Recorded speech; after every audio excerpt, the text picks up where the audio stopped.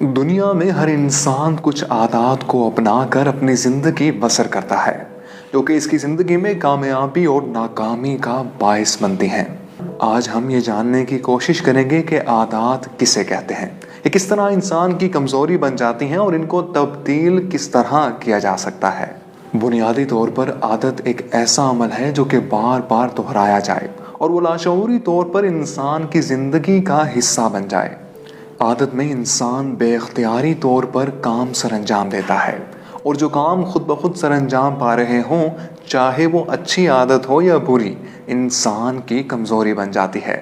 اب سوال یہ پیدا ہوتا ہے کہ اچھی عادت انسان کی کمزوری کیسے بن جاتی ہے، حالانکہ وہ انسان کے لیے سیفٹی نیٹ کا کام کر رہی ہوتی ہے۔ دراصل جو کام انسان بے اختیاری میں کر رہا ہوتا ہے وہ شعوری سطح پر نہیں کرتا۔ انسان جو بھی کام عادتاً کرتا ہے وہ غائب دماغ یعنی مائنڈ لیسلی ہو کر کرتا ہے، یعنی اس میں شعور اور حواس خمسہ کا عمل دخل نہیں ہوتا۔ اس کام کی تاثیر متاثر ہوتی ہے، جیسے کہ ہم میں سے بہت سے حضرات نماز پڑھتے ہوئے رکعت و سورت بھول جاتے ہیں۔ مگر سوال یہ ہے کہ ایسا کیوں ہوتا ہے، حالانکہ نماز اور قرآن کی عادت بہترین عادات میں سے ایک ہے۔ یہی وجہ ہے کہ انسان کی شخصیت میں وہ تبدیلی نہیں آتی جو کہ آنی چاہیے۔ اس لیے جب بھی نماز یا پھر کوئی اور کام کریں، اس کو بہترین طریقے سے کرنے کے لیے حاضر دماغی یعنی مائنڈ فلنس کے ساتھ کریں اور حواس خمسہ اور شعوری سطح کے ساتھ کریں تو اس کام کی تاثیر بڑھ جائے گی۔ اسی طرح کسی فرد کو پڑھنے کی عادت ہے تو اس کو چاہیے کہ ہر ٹیکسٹ کو پروسیس کرنے کی بجائے وہ چناؤ کرے کہ کیا پڑھنا ہے اور کیا نہیں۔ اس طرح وہ اس ٹیکسٹ کو شعوری سطح پر پڑھے گا۔ روٹین اور عادت کا آپس میں گہرا تعلق ہے، کیونکہ جب بھی انسان کی روٹین سیٹ ہوتی ہے تو عادتوں کے پیدا ہونے کے امکان بڑھ جاتے ہیں۔